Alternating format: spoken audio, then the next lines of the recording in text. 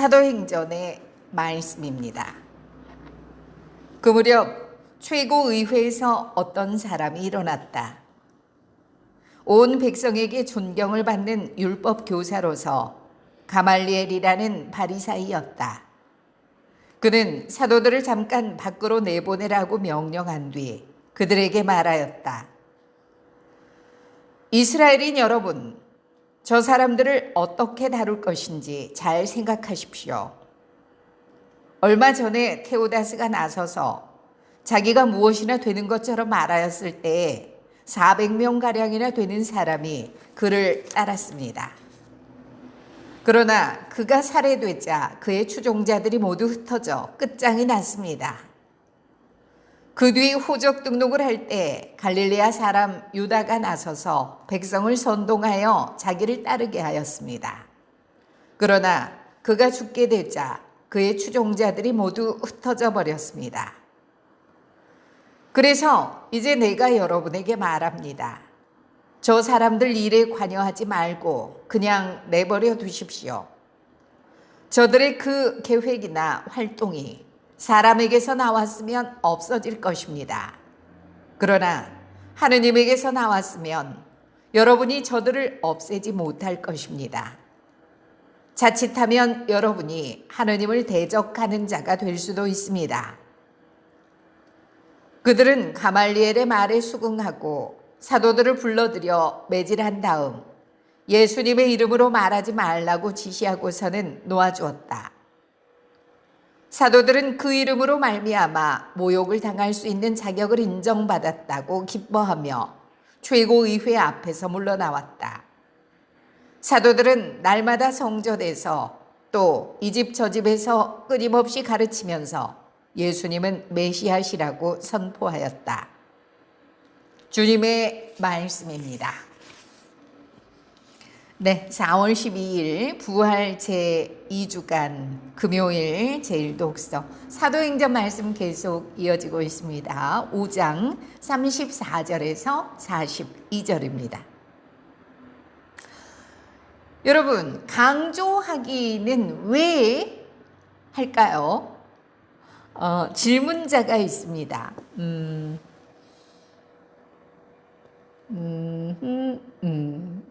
여기 있어요. 겨자씨 사라님, 선생님, 강조하는 것이 감정을 싣는 것과는 다른 것일까요? 강조를 했더니 감정 싣지 마! 라는 지적을 받았다고 조금 지금 속이 상하신 것 같은데요. 자, 여기에 대해서 제가 무슨 말씀을 하고 계신지 정확히 알겠어요. 그리고 또 얼마나 속이 상하셨을지도 제가 충분히 짐작을 합니다. 이게요, 사실 그 감정을 싣고 낭독하지 말라는 말은 공감합니다. 맞습니다. 왜냐하면 감정을 싣게 되면은요,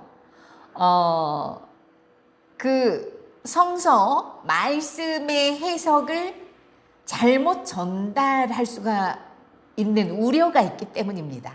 이를테면 희로애락의 감정을 실어버리면 자칫하면 성서에서 전달하고자 하는 그 말씀의 내용과 다르게 전달될 위험이 있기 때문이라는 거죠. 마치 아나운서들이 뉴스를 전달할 때도 하지 않아야 될 것이 희로애락의 감정을 드러내지 않는 겁니다. 사사롭게 작용하지 않기 위해서죠.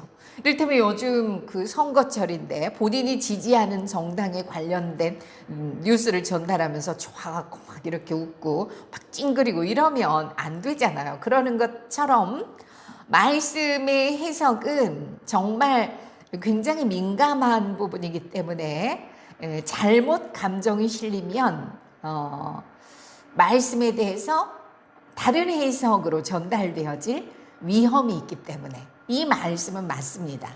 하지만 자, 강조하는 것과 그리고 감정을 실는 것은 별개입니다. 이를테면 자, 강조한다는 것은 지금 예를 들어 볼 텐데요.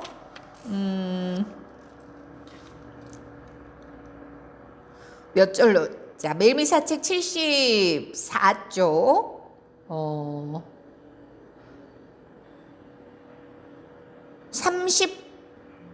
38절 보겠습니다. 38절.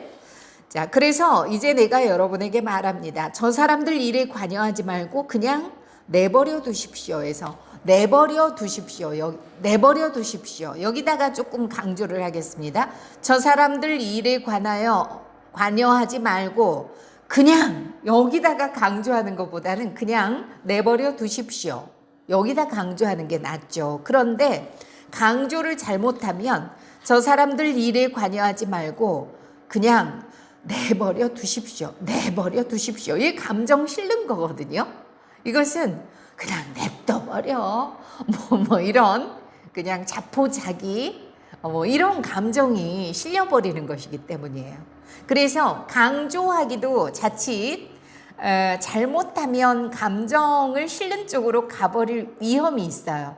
그래서 지나친 강조는 독서에서는 조심하시는 게 좋습니다. 그래서 제가 늘상 지나친 강조는 연설처럼 돼버리고 묘하게 흘러가기 때문에 그냥 내버려 두십시오. 이 정도지. 그냥 내버려 두십시오. 너무 지나치게 강조하지는 말라는 말씀을 드리고 있는 거죠. 자, 다시 한번 정리를 드리자면 감정을 배제하고 독서, 낭독을 한다는 것은 맞습니다. 왜냐하면 감정이 들어가면 말씀의 해석이 달라져 버릴 우려가 있기 때문이겠죠.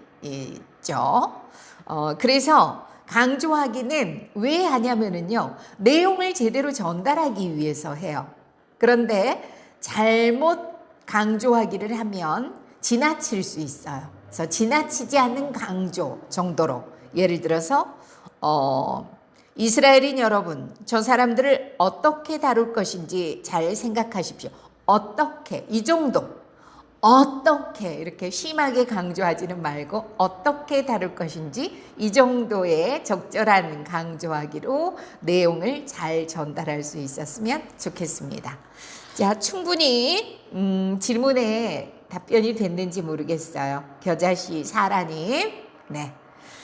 자, 연습을 자꾸 하다 보면 어느 정도 강조하는 것이 적절한지 감이 올 겁니다. 오늘도 평화를 빕니다.